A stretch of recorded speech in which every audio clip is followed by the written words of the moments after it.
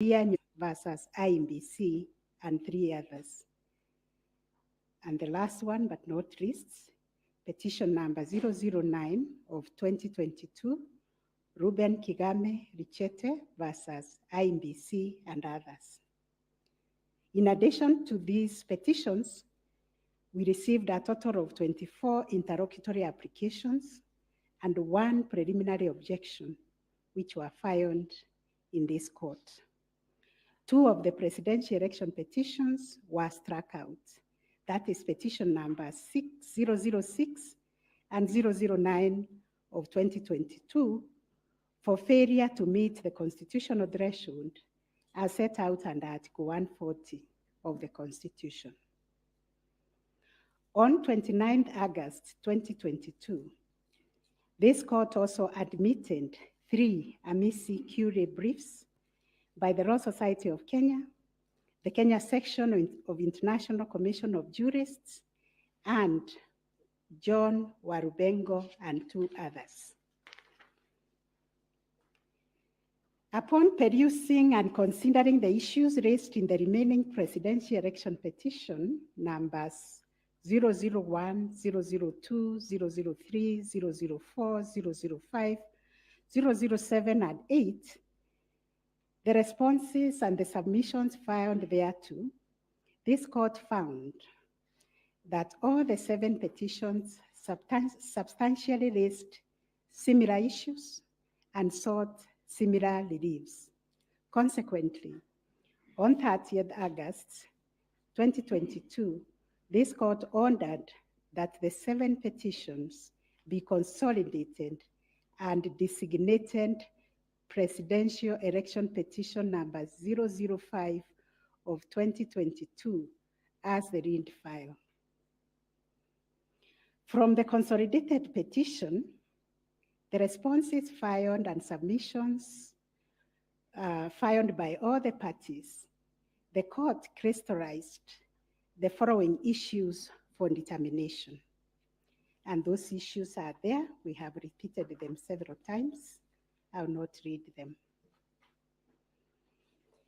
Having considered and deliberated upon the consolidated petition, the attendant responses, submissions, and also considering the amici curiae briefs, we now make the following determination on issue number 1, which is whether the technology deployed by IBC for the conduct of the 2022 general elections met the standards of integrity, verifiability, security, and transparency to guarantee accurate and verifiable results.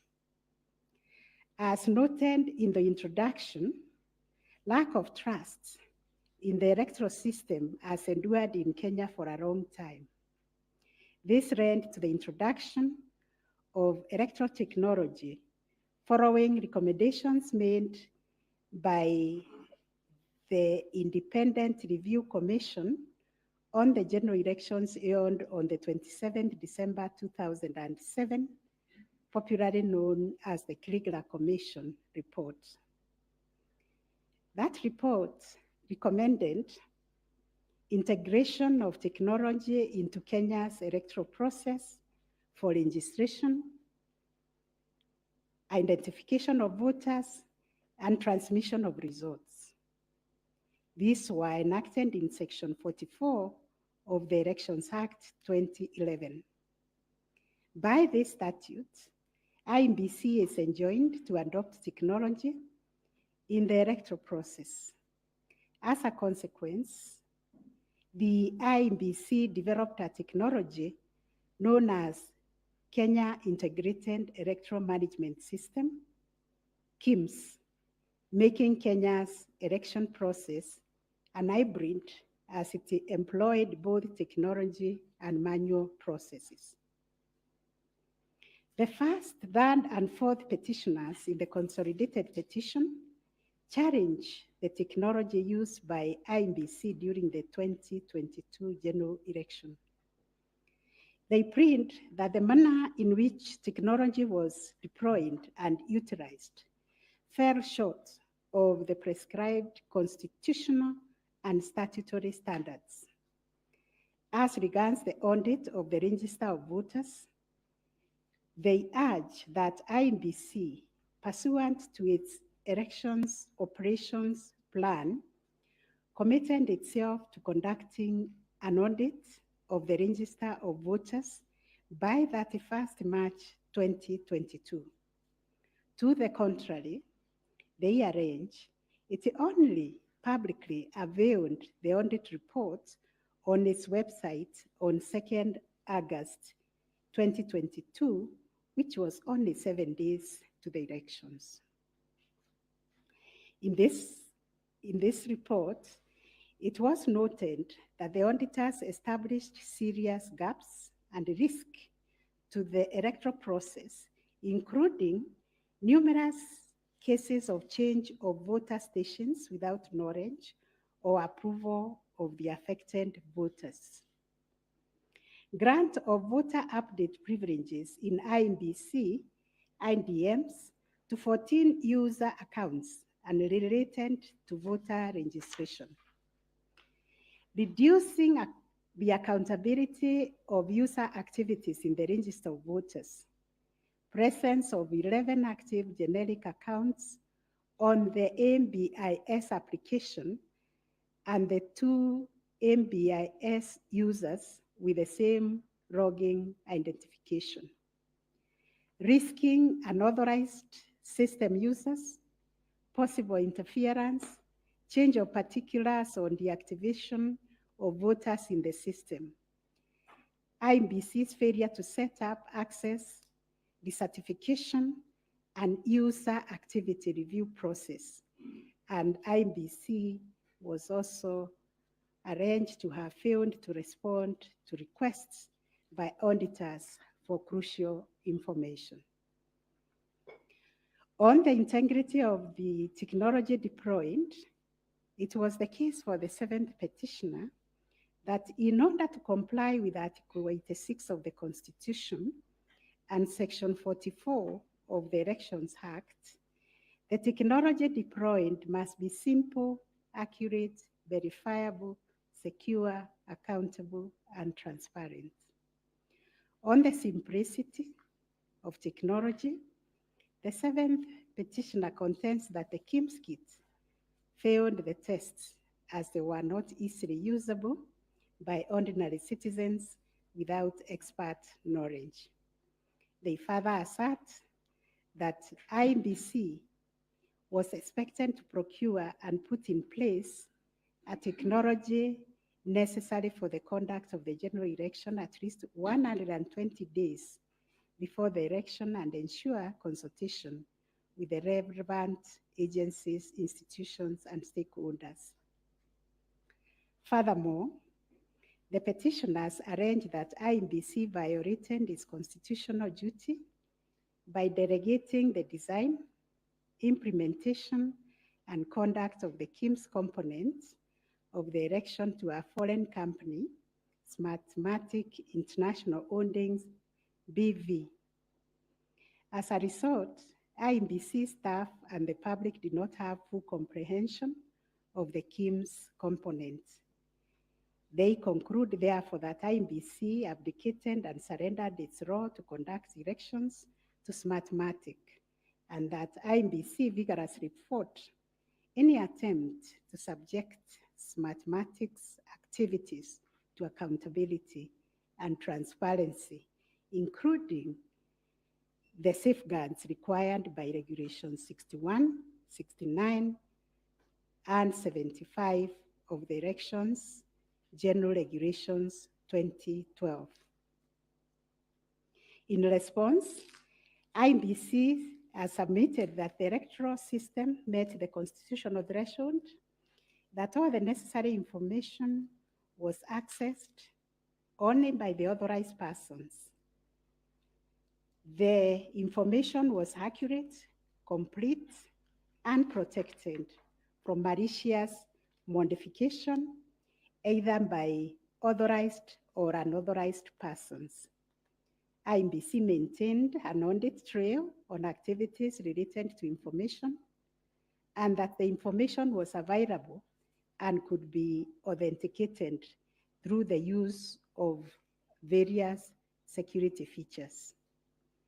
In further response, IMBC contended that they engaged KPMG on 7th April 2022 to conduct an audit of the register of voters, which was submitted on 18th June 2022.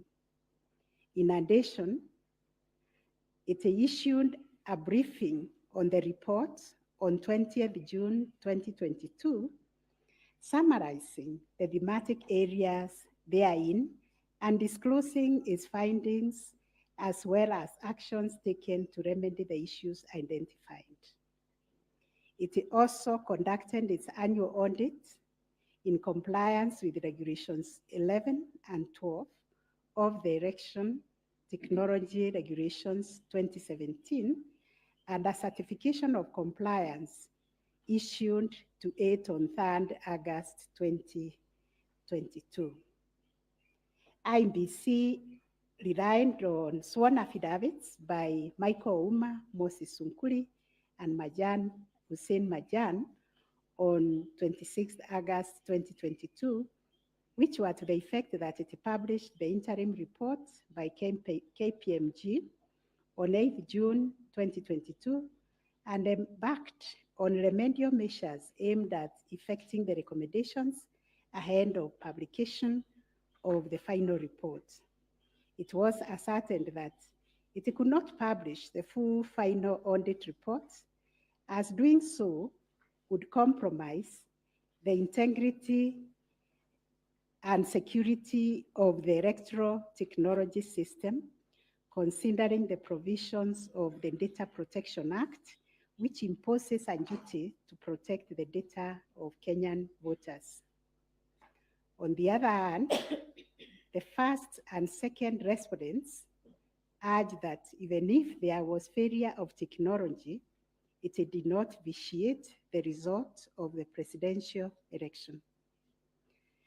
Upon considering all the pleading submissions and the ICT scrutiny and inspection tallying and recount report, which fully examined the IMBC's result transmission system, RTS, we are not persuaded by the allegation that the technology deployed by IMBC failed the standard of Article 86A of the Constitution on integrity, verifiability, security, and transparency for the following reasons. One, whereas it is true that the KIMS kit failed in 235 polling stations, 86,889 voters were granted the right to vote manually, and the requisite forms 32A were duly filed. This happened successfully in Kibwezi West constituency and parts of Kakamega County. Two, while the audit report was released to the public 7 days before the 9th August election, the register of voters was used at the election without any apparent anomalies. Three, Smartmatic was procured to provide the necessary technological infrastructure, as IMBC did not have the capacity to do so.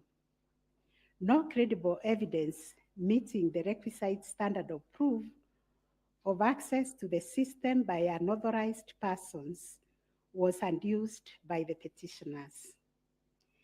The scrutiny report prepared by the registrar of this court did not reveal any security breaches of the IMBC's RTS. IMBC successfully deployed a biometric voter register system which captures unique features of a voter's facial image, fingerprints, and civil data to register and update voter details across the country and also in the diaspora.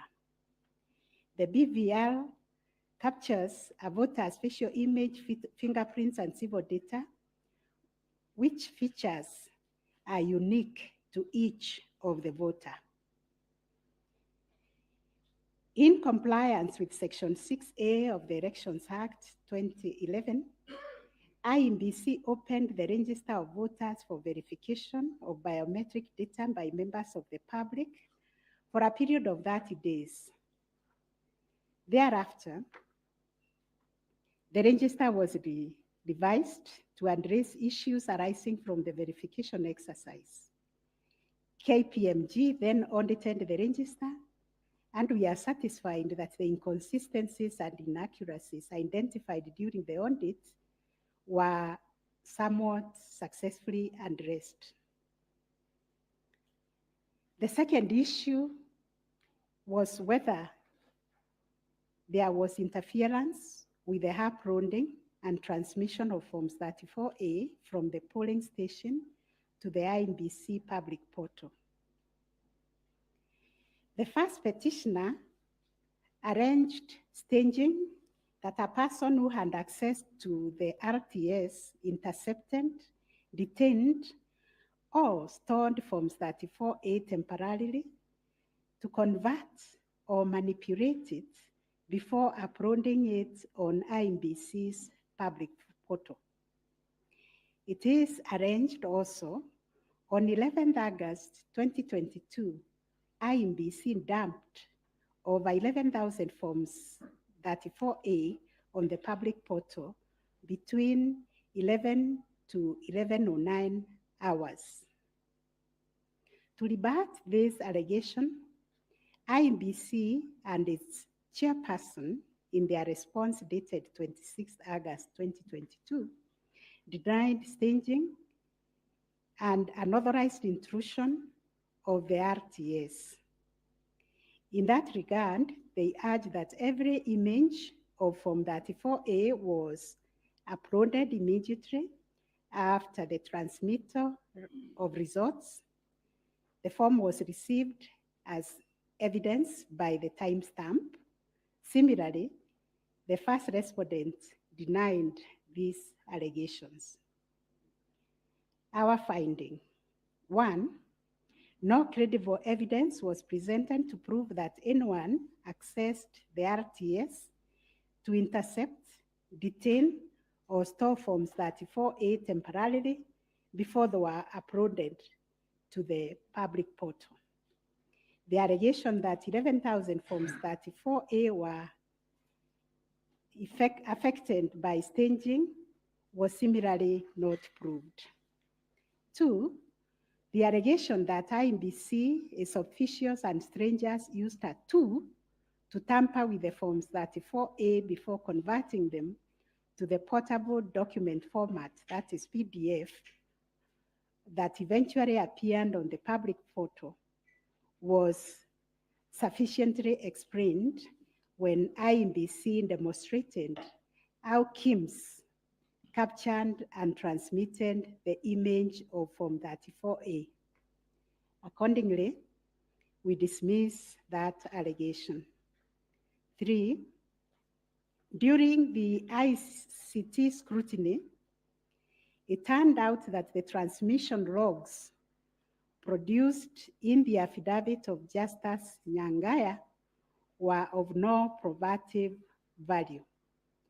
The registrar's report shows that the original Forms 34A from the contested polling stations, which were allegedly intercepted, were exactly the same as those on the public portal, and the certified copies that were presented to this court pursuant to the provisions of Section 12 of this Supreme Court Act 2011.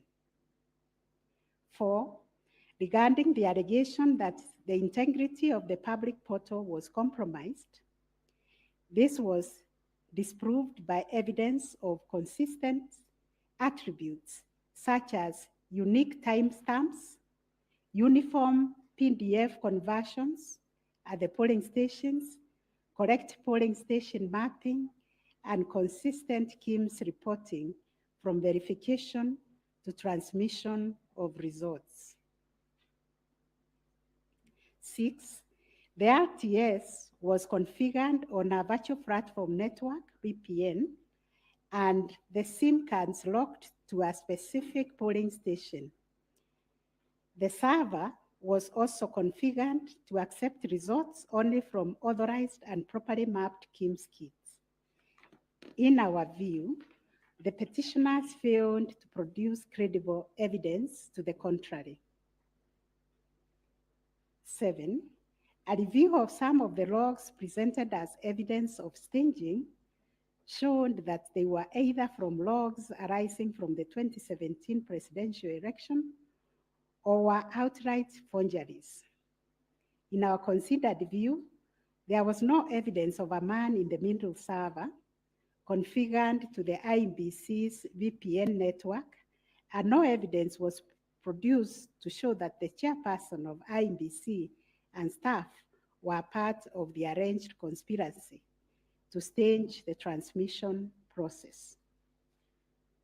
9, whether there was a difference between Forms 34A uploaded on the IEBC public portal and the Forms 34A received at the National Tallying Center and Forms 34A issued to the agents at the polling stations.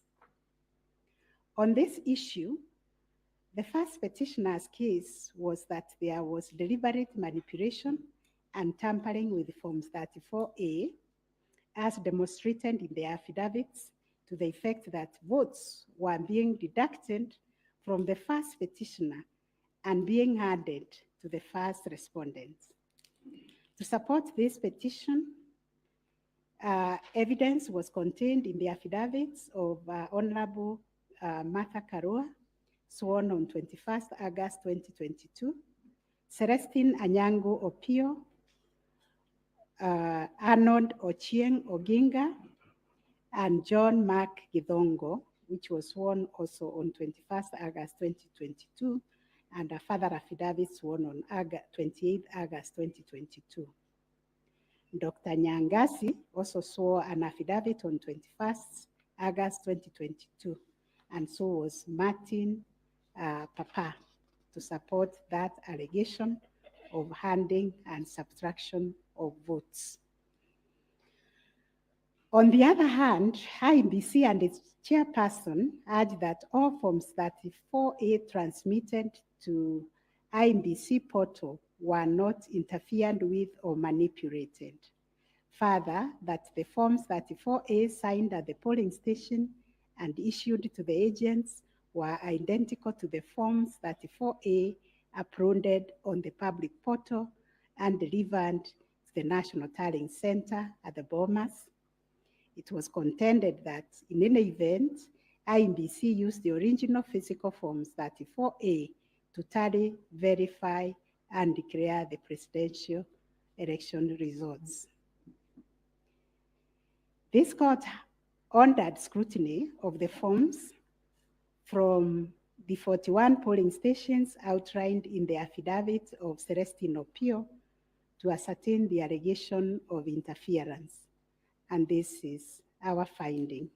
1, there were no significant differences captured between the Forms 34A uploaded on the public portal and the physical Forms 34A delivered to Bomas that would have affected the overall outcome of the presidential election. B, no credible evidence was presented to support the allegation that Forms 34A presented to agents differed from those uploaded to the public portal. The report by the registrar of this court confirmed the authenticity of the original forms in the sampled polling stations. The affidavits of Celestine Opio and Arnold Ochieng Oginga, while containing sensational information, were not credible, as the registrar's report confirmed that all the Forms 34A attached to those affidavits and purportedly given to them by the agents at select polling stations were significantly different from the originals, certified copies, and those on the public portal. The purported evidence of Celestine Opio and Arnold Oginga, sworn in their respective affidavits, are not only inadmissible, but are also unacceptable. It has been established that none of the agents on whose behalf the forms were being presented swore any affidavit, that there is nothing to show that they had instructed both Celestine and Arnold to act for them. Yet the two have gone ahead to depone on matters that are not within their knowledge. This court cannot countenance this type of conduct on the part of counsel who are officers of the court.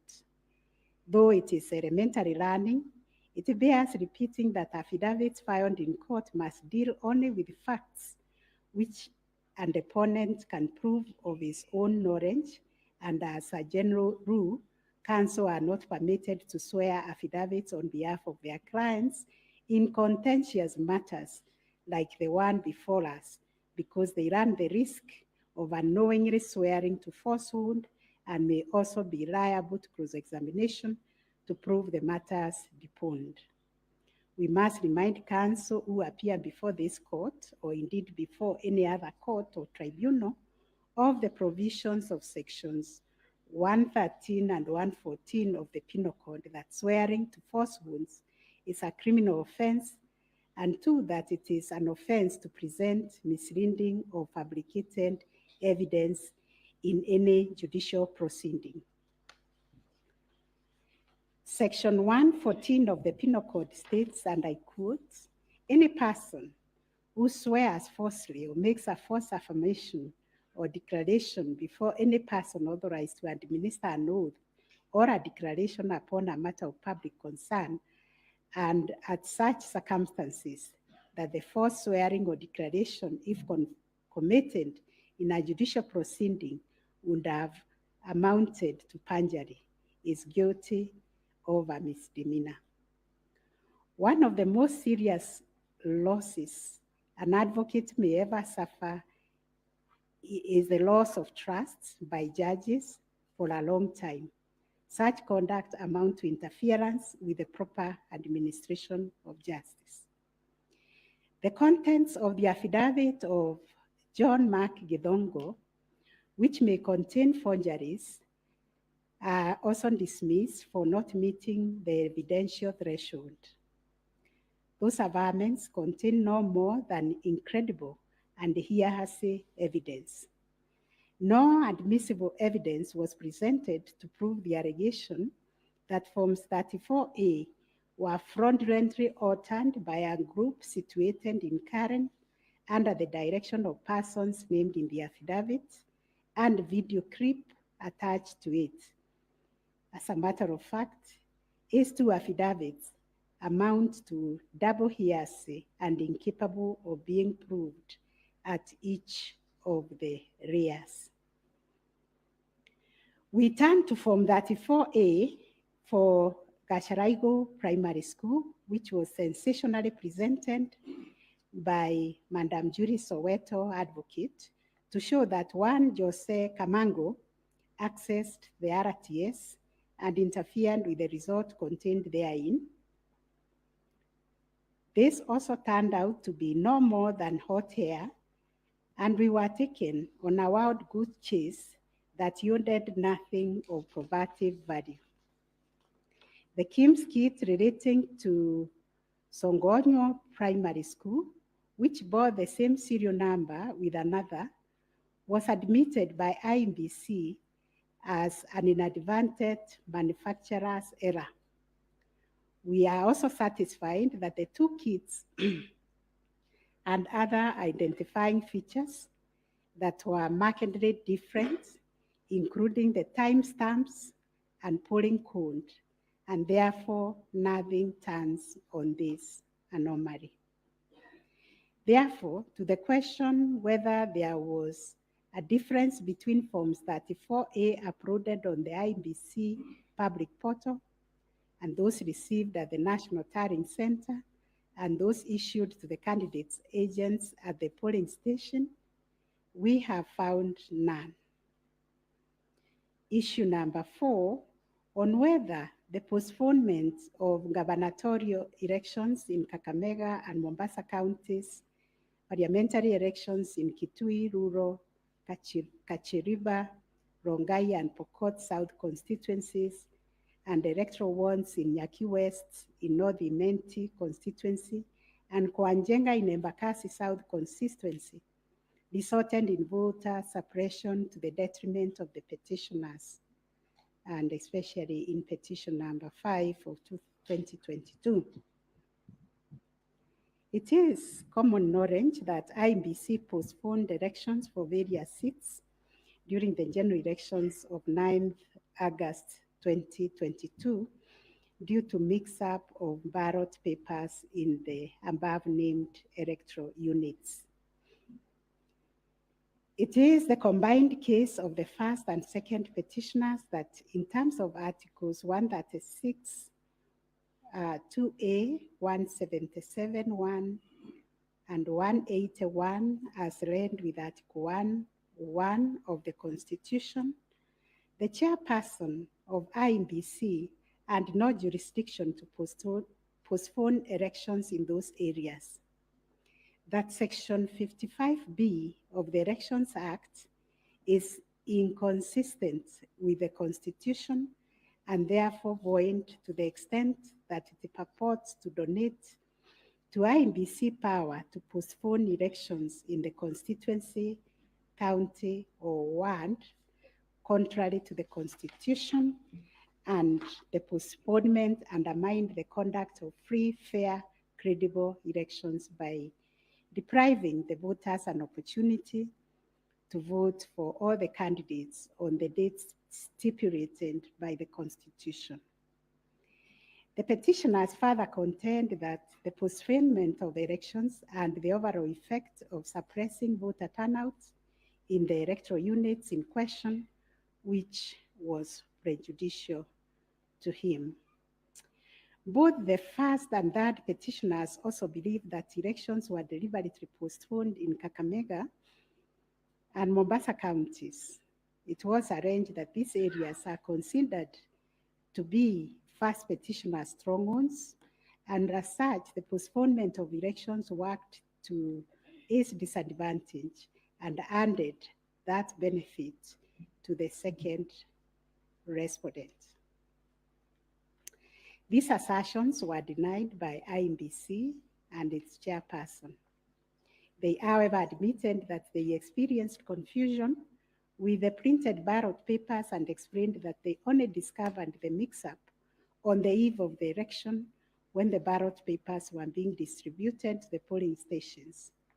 That as a practice, ballot papers can only be opened on the eve of the election day to avoid any mischief, and that by the time the mix-up was discovered, it was logistically impossible to print and replace the ballot papers in time for the elections. For this claim to succeed, it must be demonstrated first, IEBC had no authority in law to postpone the elections, and secondly, that the postponement was deliberate and calculated to suppress voter turnout so as to affect the results by reducing the petitioners' overall votes. We've looked at the provisions of Section 55B of the Elections Act, which provides for circumstances when elections can be postponed in a particular electoral unit, including in cases of emergency.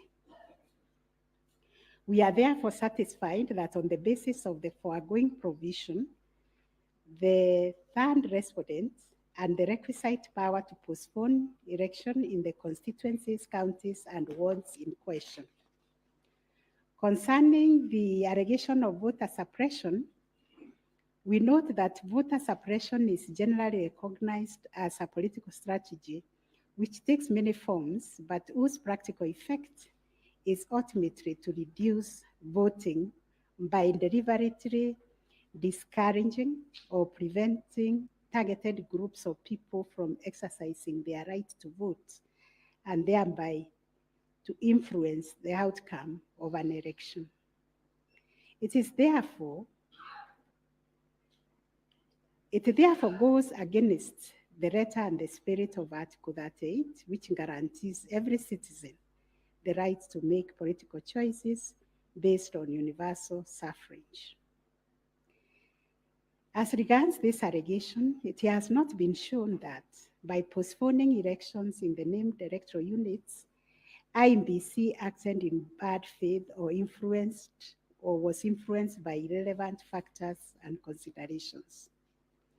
From the explanation tendered, we are satisfied that the postponement was occasioned by a genuine mistake, which in our view could have been avoided and the members and staff of IEBC been more diligent when they went to inspect the templates in Athens, Greece, where the printing of ballot papers was undertaken. In the absence of any empirical data, we cannot find a basis upon which to conclude, as a matter of fact or evidence, that the postponement affected voter turnout, as a consequence of which the first petitioner alone, as a presidential candidate, suffered disadvantage. At any rate, the nature of the ballot being an individual decision and secret, there may be other factors to which the turnout in the named units can be attributed. From the evidence on record, however, it appears to us that 2022 general election recorded one of the lowest turnouts since the introduction of multi-party political systems some 30 years ago. If there was a low voter turnout, it affected all the 6 categories of candidates, and its explanation, in our view, lies elsewhere, but certainly not a calculated suppression. On the other hand, in rebuttal to these claims, IEBC illustrated with examples to our satisfaction that there was no nexus between the postponement of elections and voter turnout in the affected units, far from the fact that this claim was undoubtedly just another red herring. It has nothing to do with the question under review, and accordingly we reject it and hold that there is no proof that the postponement resulted in voter suppression to the detriment of the first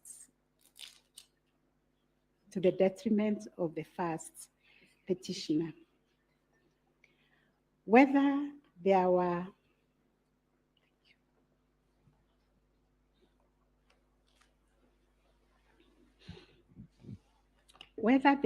unexplainable discrepancies between the votes cast for presidential candidates and other elective positions. Issue number 5. The first petitioner was categorical that there was systemic ballot stuffing in certain counties, mainly in the Rift Valley and central parts of Kenya, where, according to him, a total of 33,208 votes were cast for president only, without corresponding votes for the other elective positions. On the part of IEBC and the chairperson, while acknowledging that indeed in some instances there was vote differential between those cast for president and for other positions, but maintained that they were insignificant, and those instances related to votes by prisoners and citizens in the diaspora who only vote for the president, but did not take part in other elective positions. The differential also includes rejected ballot papers and stray votes, which do not count as valid votes. The well-established principle that the person who asserts a fact must prove it casts the burden upon the first petitioner to demonstrate that there were instances of ballot stuffing of such a magnitude as to justify the nullification of the presidential election. Ballot stuffing, which is an illegal addition of extra ballots, is a type of electoral fraud aimed at swinging the results of an election towards a particular direction. Not a single document has been presented by the first petitioner to prove systemic ballot stuffing. A figure of 33,208 votes relied on in this claim is based on unproven hypothesis that since the number of votes cast for the president is higher than those for other positions, then without more, it must follow that there was fraud. We find that fraud is a serious criminal offense and it must be proved beyond reasonable doubt under Section 5N of the Election Offences Act. It is indeed an offense for a person to vote more than once in any election. IEBC has provided a plausible explanation for the vote differential, citing categories of voters who only vote for the president, such as prisoners and Kenyans in the diaspora. There were an insignificant number of stray votes whose combined effect cannot justify nullification of the election. Finally, on this point, a general election in Kenya comprises of 6 different separate elections held concurrently on the same day. Such elections are held by secret ballots, and one cannot predetermine the voter turnout or how voters will vote in each election. None of the parties has flagged anything so significant that it would have affected the outcome of the presidential election vis-a-vis the other 5 elections held on the same day. We find, therefore, there were no unexplainable discrepancies between the votes cast for the presidential candidates and other elective positions. On issue number 6, whether IEBC carried out the verification, tallying, and declaration of results in accordance with Article 138, 3C, and 138.10 of the Constitution. This issue arises from the printings in all the petitions as consolidated.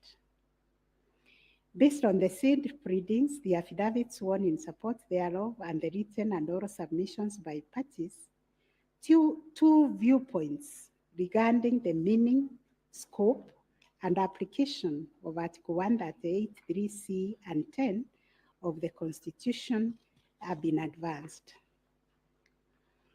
On the one hand, the petitioners submit that pursuant to the foregoing provisions, the role of verifying and tallying of votes as received from polling stations countrywide is vested in the Commission as a corporate entity and not the chairperson of the Commission. It is their argument that the chairperson cannot undertake this task to the exclusion of other commissioners. They submit that the language of Article 138(3)(c) does not envisage a situation where the chairperson can arrogate to himself unfettered authority to verify and tally the results at the National Tallying Center without involving the other commissioners. Such action, they contend, would not only be unconstitutional, but would be sufficient ground without more to nullify an election of a president-elect. In support of their argument, the petitioners cite the Court of Appeal decision in IEBC versus Mainakiai and 5 others as affirmed by this court in the case of Raila 2017. The petitioners further submit that Regulation 87.3 of the Election General Regulations is unconstitutional to the extent that it purports to vest the power of verification and tallying in the chairperson of IEBC. On the other hand, the first, second, and third respondents submit that power to verify, tally, and declare results of a presidential election at the National Tallying Center is the exclusive preserve of the chairperson of IEBC. According to them, there is nothing unconstitutional about Regulation 87.3 of the Elections General Regulations. The said regulation the respondents submit makes no mention of commissioners other than the chairperson. At any rate, the respondents argue Article 138(3)(c) of the Constitution does not envisage a situation where it is the commissioners who personally undertake the task of verifying and tallying the results as entered into the thousands of Forms 34A. Such an undertaking would be humanly impossible, they submit. For good measure, the respondents submit that Section 11A of the IEBC Act provides that the chairperson and members of the commission are responsible for the formulation of policy and strategy of the commission and oversight. In their view, the Act does not contemplate a situation where commissioners would be directly involved in the verification and tabulation of presidential election results. The task of verification and tallying, as stated by the respondent, is executed by the staff of the commission under the direction and supervision of the commission secretary, who in turn reports to the chairperson. As to whether the chairperson acted unilaterally in verifying and tallying the presidential election results at the National Tallying Center, the petitioners claim that he did. This is what happened. It is the petitioner's case that the chairperson published an illegal Gazette Notice number 4956 of 2022, in which he designated himself as the presidential returning officer, a position unknown in law and the Constitution. Having done so, the petitioner states that the chairperson proceeded to conduct the verification and tallying process to the exclusion of other commissioners, each of whom he had assigned territorial roles and related to the verification and tallying exercise. On his part, the chairperson of IEBC submitted that although he has the exclusive authority to verify and tally the presidential election results as received at the National Tallying Center, he did involve the other commissioners in the exercise before eventually declaring the final results. He submitted that he did this in the spirit of teamwork. The chairperson of IEBC states that indeed the 4 commissioners were involved in the preparation of the 9th August general elections from the time of their swearing into office all the way to the verification and tallying of results at the National Tallying Center until they withdrew from the exercise, just when he was set to declare the final result.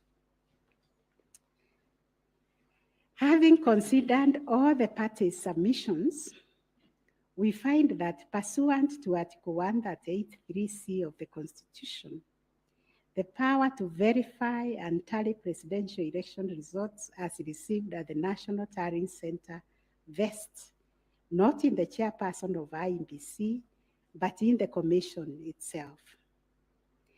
The latter carries out this exercise through its secretariat staff, technical personnel, and any other persons hired for that purpose under the oversight and supervision of the chairperson and the other members of the commission.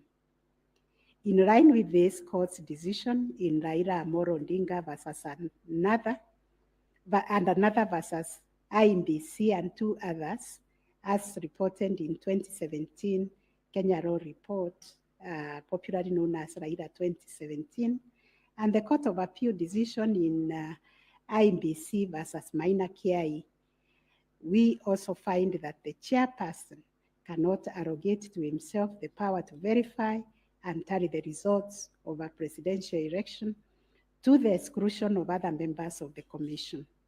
Indeed, Article 138(10) of the Constitution, although the power to declare the result of a presidential election after verification and tallying is vested in the chairperson, it does so only as a delegate of the Commission. Consequently, to the extent that Regulation 87(3) of the Elections General Regulation purports to vest the power of verifying and tallying presidential election results as received at the National Tallying Center solely on the chairperson to the exclusion of other members of the Commission, the same is contrary to and inconsistent with the provisions of the Constitution. That said, we, however, take cognizance of the fact that the 4th, 5th, 6th, and 7th respondents are referred to as the 4 commissioners, actively participated in the verification and tallying exercise from the beginning up to and until just before the declaration of the results by the chairperson. They took turns announcing the results as verified and tallied, and were present and active during the actual verification and tallying at Bomas. An example is when one of them, Justice Nyangaya, stood on the podium to announce to the public results and also announced an adjustment that had been occasioned by errors of tabulation. The events of 15th August 2022, therefore, came as a surprise. As the public waited for the chairperson of IEBC to declare the final result, sporadic violence broke out at Bomas. The violence swiftly was contained by the security forces, but there was unexpected drama as 2 different factions of the Commission began to emerge. Kenyans found themselves watching an appalling split-screen scenario on their television sets. On one part of the screen was the chairperson reading himself to declare the results in accordance with Article 138(10) of the Constitution. On the other part of the screen were the 4 commissioners on the runs of the Serena Hotel, Nairobi, from where they announced that they would not own the results that were soon to be declared by their chairperson. The 4 commissioners informed the public of their rejection of the yet-to-be-announced results, terming them opaque due to the manner in which the chairperson had been conducting the verification and tallying exercise. In his affidavit dated 25th August 2022, Justice Nyangaya averred that the chairperson's actions during the tallying and verification exercise at Bomas made it difficult to ascertain the total number of votes cast and the actual number of votes attained by each candidate, so as to enable him authoritatively state the Commission and declared accurate results. All the petitioners have anchored their arguments for the nullification of the 9th August presidential election in Taharia on the walkout from the Bomas by the 4 commissioners. They contend that by rejecting IEBC's results on grounds of opaqueness of the verification and tallying process, they called into question the credibility of the entire election. They further submitted that being in the majority out of the 7-member commission, their view should prevail and the election should be nullified. It is the petitioner's argument, therefore, that a dysfunctional commission cannot deliver a credible election. We note that apart from their 11th hour denunciation of the verification and tallying process and their averments regarding the conduct of the chairperson, The four commissioners have not placed before this court any information or document showing that the elections were either compromised or that the result would have substantially differed from that declared by the chairperson. Critically, they have not explained why they participated in a verification process when they knew that it was opaque up until the last minute. Indeed, at the Serena Hotel press briefing, the four commissioners acknowledged that thus far the entire election had been managed efficiently and credibly. The chairperson on his part did not make matters any better by maintaining a stoic silence, even as things appeared to be falling apart. All this, in our view, points to a serious malaise in the governance of an institution entrusted with one of the monumental tasks of midwifing our democracy, an institution that obviously needs far-reaching reforms, of which we shall say more in our detailed reasons. But are we to nullify an election on the basis of a last-minute boardroom rapture, the details of which remain scanty and contradictory between the chairperson of the commission and some of its members? In the absence of any evidence of violation of the Constitution and our electoral laws, how can we upset an election in which the people are participating without hindrance, as they made their political choices pursuant to Article 38 of the Constitution? To do this would be tantamount to subjecting the sovereign will of the Kenyan people to the quorum antics of IEBC. This we cannot do. Clearly, the current dysfunctionality at the Commission impugns the state of its corporate governance, but does not affect the conduct of the 2022 election. In view of the foregoing, we are satisfied that notwithstanding the divisions apparent between the chairperson and the four commissioners, IEBC carried out the verification, tallying, and declaration of results in accordance with Article 138(3)(c) and 10 of the Constitution. Issue number 7, whether the declared president-elect attained 50+1 of all the votes cast in accordance with Article 138 of the Constitution.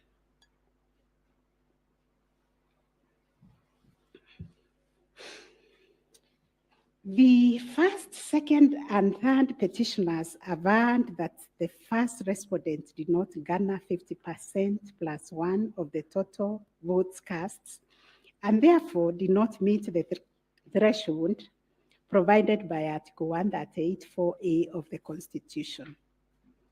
They anchored their claims on the basis that in order to determine whether a candidate has attained 50%+1 of the votes cast, this ought to be calculated based on the total number of votes cast, excluding rejected votes. They argued that 50% of 14,353,165 votes, in their view, were the valid votes cast, which amounted to 7,176,582.77 votes. They therefore contended that by attaining 7.176,141 votes, the first respondent did not meet the constitutional threshold to be declared president-elect. Supporting the claim that the first respondent did not meet the 50+1 constitutional threshold was the sixth petitioner. His contention was founded on the backdrop of a press briefing issued by the chairperson of IEBC after the official closure of voting on 9th August 2022. According to the sixth petitioner, the chairperson of IEBC announced that the voter turnout was 65.4% of the total number of registered votes based on the verification of the KIMS kits which were functional during the process of voting. In addition, the sixth petitioner urged that the voter turnout of 65.4% did not include some 238 polling stations where the KIMS kit had malfunctioned, necessitating use of the manual register. It was therefore urged that the minimum number of votes cast could not be less than 14,466,779. Additionally, that this number was bound to increase once the number of votes from the areas that used the manual register were included. The sixth petitioner further claimed that a summation of the minimum number of votes cast and unturned manual votes would represent the actual voter turnout. In challenging the declaration made by the chairperson of IEBC, the sixth petitioner warned that the final tally, published in Form 34C, only accounted for 14,326,641 votes cast, including some 113,614 rejected ballots. The sixth petitioner contended that this tally did not factor in some 140,138 votes cast using the manual register. The sixth petitioner computed this number by subtracting 14,326,641 declared votes cast from 14,466,779 generated by the sixth petitioner as representing 65.4% of the voter turnout. Referring to the tallies in Form 34C, the sixth petitioner summed the number of votes cast for each candidate as follows. Raila Odinga, 6,942,193. William Ruto, 7,176,141. Wahiga Mwaura, 31,987. And George Wajakoya, 61,969, adding to a total of 14,213,027. He then added 138,000 arranged to be unturned votes, and this yielded a total of 14,353,165 total valid votes, which the sixth petitioner used to compute the percentages garnered by each candidate as follows. William Ruto, according to him, had 49.9%. Raila Odinga, 48.3%. Wahiga, 0.22%. And Wanjakoya, 0.3%. It is on this basis that the sixth petitioner grounded the claim that none of the candidates met the constitutional threshold as set out in Article 138(4)(a). IEBC and its chairperson disputed the sixth petitioner's claim. They submitted that the declaration of results is based on the number of people identified as having voted on the KIMS kit and not the total persons on the voters' register as arranged. They contended that the final voter turnout, comprising of the voters who were identified through the KIMS kit and those who voted manually, was 64.76% and not 65.4% as arranged by the petitioners. They urged that the announcement error by the chairperson of IEBC on 10 August 2022 was immediately clarified during the same press briefing. And evidence of this correction was provided to this court in an affidavit of the first and second respondents in presidential election petition number 7 of 2022.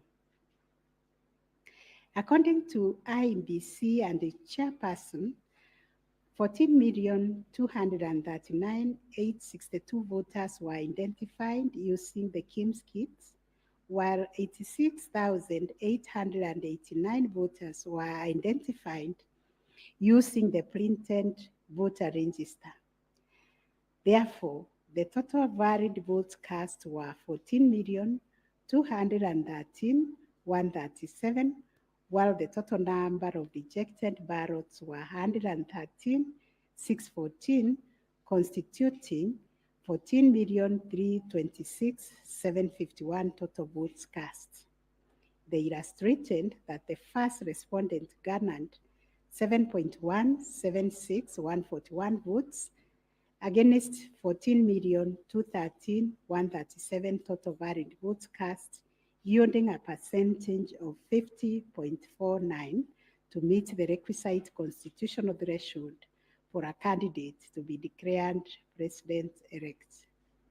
In the upshot, the percentage attained by each candidate was as follows: Raila Odinga 48.84%, William Ruto 50.48%, Waiga Mwaure 0.22%, and John Wanjakoya 0.43%. IEBC and its chairperson also submitted that the KIMS kits malfunctioned in 235 polling stations, necessitating the use of the printed voter register. In these polling stations, backup KIMS kits were later deployed for purposes of results transmission. The first respondent, in response to the question of 50+1 constitutional threshold, maintained that he attained the threshold under Article 138(4) of the Constitution as elaborated by the IEBC and the chairperson. This court has considered the differing formulas and threshold arguments presented by various parties to this petition, while the first, second, and third petitioners raised pertinent questions connected to this issue.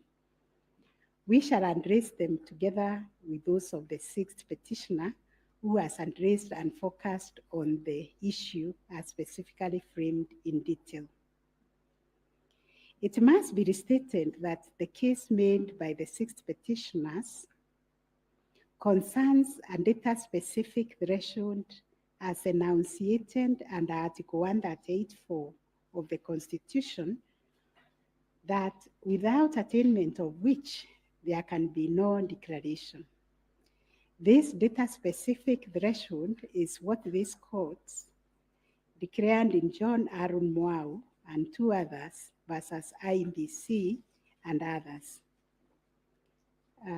Petitions numbers 2 and 4 of 2017, consolidated, referred to as the ultimate yardstick for determining the winner in a presidential context.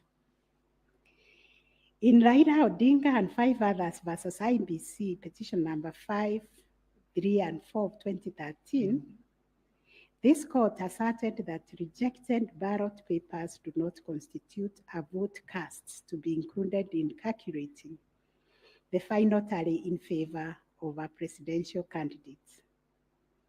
We are not persuaded by amicus curiae's brief, that is Law Society, who attempted to persuade us to consider our position on this finding.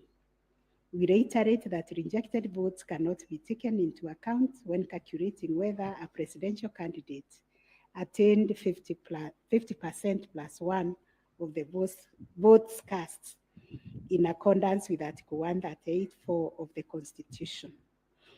Similarly, in the same Raila 2013 case, the court further laid down the parameters of burden and standard of proof in electoral disputes. More specifically, the burden and standard of proof required in disputes challenging the outcome of a presidential election.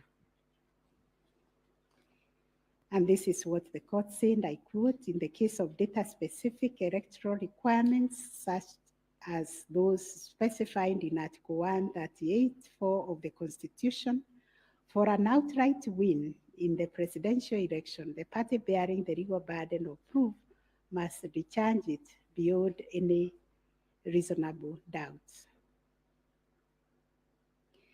The question that follows was whether the petitioners challenging the attainment of 50% plus one constitutional threshold and the computation by the sixth petitioner in general met the standard of proof settled by this court in Raila 2013 case.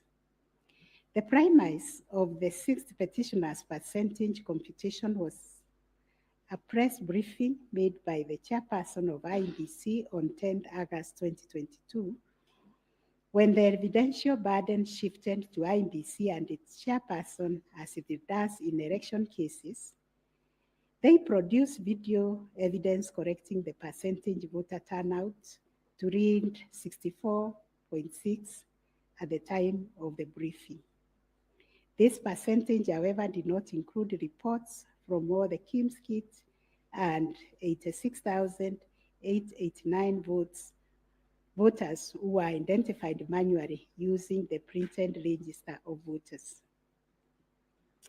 In our view, the assertion by the sixth petitioner that the percentage voter turnout was firstly predicated on the uncorrected percentage given by the chairperson of IEBC was negated by evidence adduced to prove the correction. Secondly, the sixth petitioner based his percentage of voter turnout on the total number of registered voters, while the chairperson of IEBC made reference in the press briefing to the number of registered voters who were identified through the Kim's kits progressively.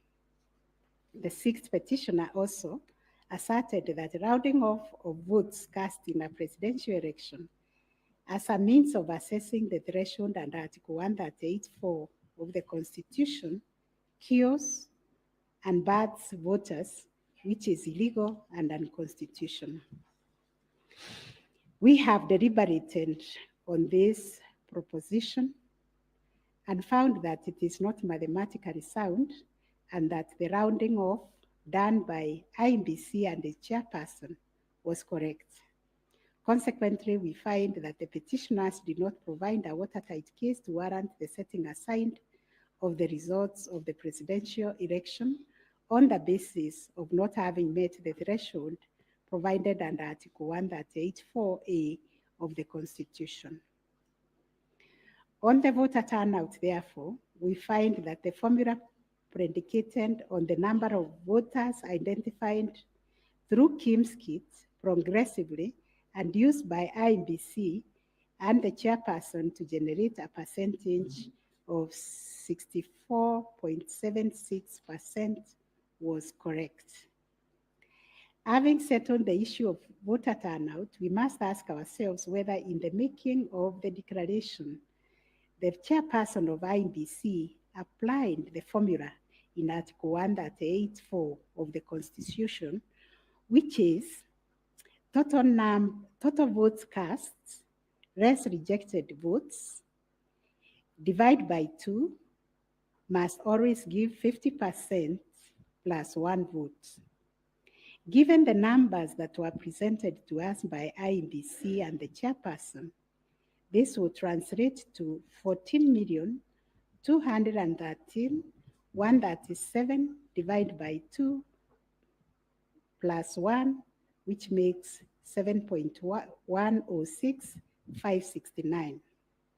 The question that must inevitably follow is whether this formula, when applied, will confirm that 7,106,569 votes is less than 7.176,141, which represents the number of votes received by the first respondent. We find that it is, as such, on the basis of the foregoing formula and from the numbers provided by IEBC and its chairperson and the declaration by the chairperson of the president-elect on 15th August 2022, it is our finding that the declared president-elect attained 50% plus one of all the votes cast in accordance with Article 184 of the Constitution. Issue number 8, on whether there were irregularities and illegalities of such magnitude as to affect the final result of the presidential election. Although the petitioners have provided numerous averments pointing to possible irregularities and illegalities marked by failure of technology, arranged voter suppression, printing and utilization of Book 2 of 2, EO preparation by the INBC and its chairperson, commission indiscretions, transposition anomalies, agent absence, and many others, we are of the view that the pointed illegalities and irregularities were not of such magnitude as to affect the final result of the presidential election. We will delve deeper into the details of this issue in our recent judgments. Last issue, what reliefs and orders can the court grant? Under Article 163(3) of the Constitution, it is provided that the Supreme Court will have A, exclusive original jurisdiction to hear and determine disputes relating to the election of the office of the President arising under Article 140. And Article 140 provides, I quote, a person may file a petition in the Supreme Court to challenge the election of the president-elect within 7 days after the date of the declaration of the results of the presidential election. 2, within 14 days after the filing of a petition, and across 1, the Supreme Court shall hear and determine the petition, and its decision shall be final. If the Supreme Court determines the election of the president-elect to be invalid, a fresh election shall be held within 60 days after the determination. In exercising its jurisdiction pursuant to these provisions, the court sits as an election court with a mandate to determine the validity or otherwise of the election of the president-elect. It is clear to us that the jurisdiction of the court is quite circumscribed in terms of the orders or reliefs it can grant following the hearing and determination of the election petition under Article 140 of the Constitution. In the event the court determines that the election of the president-elect is invalid, it must make an order nullifying the election. Consequently, it has also to make an order directing INBC to hold a fresh election within 60 days after the determination. Should the court determine that the election of the president-elect is valid, it shall issue a declaration to that effect. The court has then, as a matter of course, to make an order dismissing the petition with or without cost, as the case may be. In the strict sense, therefore, these are the only orders that the court may make under the Constitution. The court cannot assume jurisdiction that goes beyond the purview of Articles 163(3) and 140 of the Constitution. However, nothing stops the court from issuing orders or reliefs by way of recommendations. Indeed, since 2013, this court has issued many recommendations arising from the determination of 3 petitions challenging the election of the president-elect. The recommendations are meant to improve our electoral landscape and hence aid in the development of our democracy.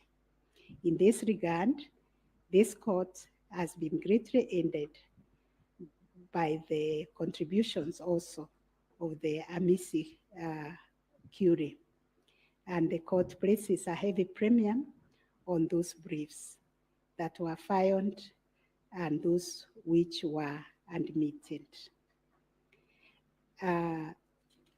the final orders made by the courts. This is a unanimous decision of the court, and we make the following orders. 1, the presidential election petition number E005 of 2022 as consolidated with presidential election petition numbers E001, 2, 3, 4, 7, and 8 of 2022 are hereby dismissed. As a consequence, we declare the election of the first respondent as president-elect to be varied under Article 143 of the Constitution. This being a matter cutting across the public interest, we order that each party do bear their own costs. It is so ordered. And finally, the court has asked me to also acknowledge, although we'll do it in the long draft, the enormous contribution made by council in these proceedings, and also the orderly way the council, all the advocates and parties conducted themselves. They remained seated throughout the proceedings. That is the judgment of the court, a unanimous one. We shall issue a media summary to help the media summarize the case. I think that is all. Thank you very much for coming.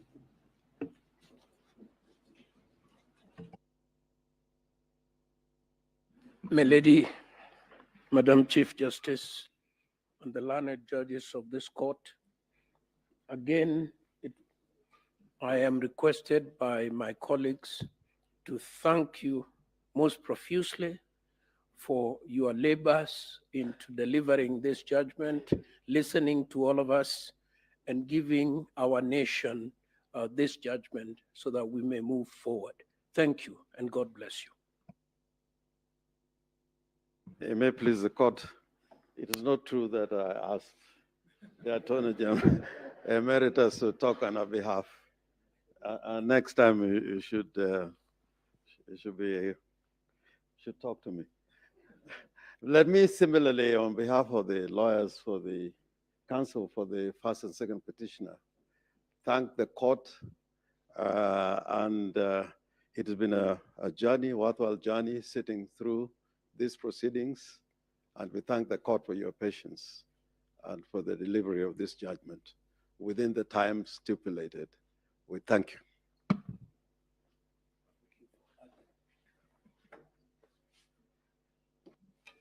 Madam President, members of the court, I wish to request just a couple of minutes for the chairperson of the Law Society of Kenya to make a few remarks in appreciation of the work that the court and Kenyans have done in this exercise, if you allow. Thank you. I call upon Mr. Eric Theuri to come and make his remarks. It is also his birthday. I would have sung happy birthday for him.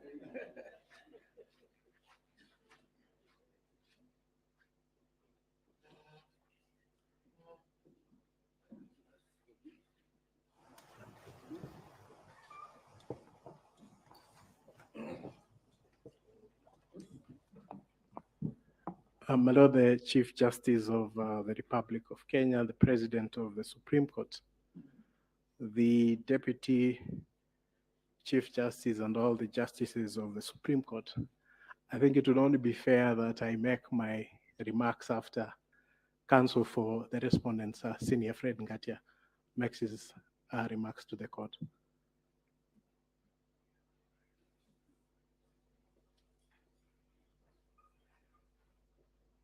Madam Chief Justice, thank you very much. It's so kind for the President to acknowledge that age goes before youth. Mine is to thank the court, to thank my learned friends for the effort we all expended. We thank this court for clarifying certain issues and we look forward to a less corrosive 2027. Thank you very much.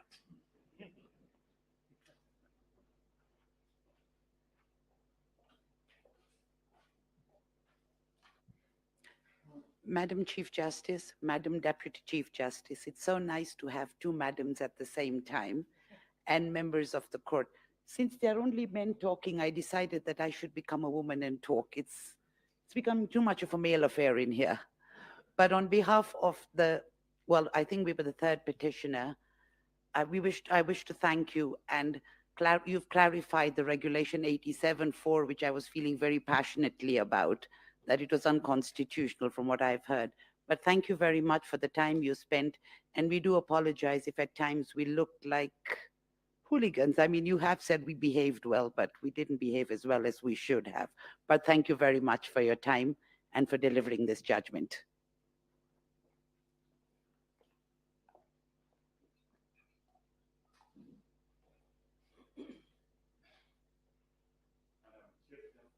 Madam Chief Justice, Madam Deputy Chief Justice, members of the court, I, on behalf of Attorney General, take this opportunity to thank you most sincerely for a great job done and for the courage to clearly define the limits of the law, which will help us empower IBC on the way forward, and hope that this might be the last of the petitions after elections once we carry out a proper elections based on your guidelines. Thank you.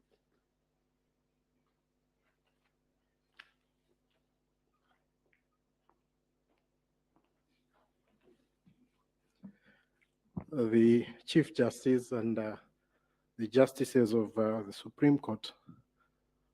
On a light note, my members would be extremely worried if we take the submissions of Senior Counsel Orengo that this should be the end on account of fees. But my lady, the Chief Justice, on behalf of the Law Society and all the members of the society, we wish to, first of all, take this opportunity to thank the court in the manner in which it has conducted these proceedings, extremely efficient, especially in light of the really short and strict timelines that you've had. But the management of the proceedings, the manner in which the court adopted a somewhat inquisitorial nature to the conduct of these proceedings is something that as a society we have noted, and we wish to commend the court. And we do hope that the other courts, as they determine any petitions, election petitions that will go before them, will similarly adopt such inquisitorial attitude, so that we try and really enrich the process that these proceedings intend to achieve. Secondly, I wish to also thank the council, all the advocates who have appeared before you. They have demonstrated extremely high standards of decorum and courtesy, and have also demonstrated a flair for persuasion of the court, including the use of PowerPoints, and of course the now famous Pinky Pinky Ponky mimic. But all that really, I'm sure, has demonstrated, especially to the younger members of the society, how to conduct themselves before the court and how to really prepare a persuasive brief. And we thank all the advocates who appeared before this court for the good work that they have done. And of course, as a society, we feel extremely proud that they have been able to raise the profile of the advocates in this country a notch higher from their presentation. So my lady and my lord, it's not lost to us that at the end of these proceedings, and once we are able to get your judgment after 21 days, that it is democracy and the Kenyan people who are the winners. The decision today, in a way, validates the choices that were made by the Kenyan people on the 8th of August, and they also help to build confidence in the institutions that manage the elections and the court. We recognize that no country is born as a democracy, and that it is a process, and the process of challenging an election, as has happened before this court, is part of the processes of building confidence within the electoral system. And we thank all the petitioners for choosing to challenge the results before this court. But at the end of the day, Kenya stands tall as a beacon of democracy, and we're very grateful that we've had this opportunity also as a law society to appear before the court and to give an amicus brief, which the court has had time to consider. So we thank you and we wish you a good day. I know it has been a long 14 days, but you can rest, and we'll be looking forward to the decision that you deliver within 21 days. Thank you so much, my lady and justices of the Supreme Court.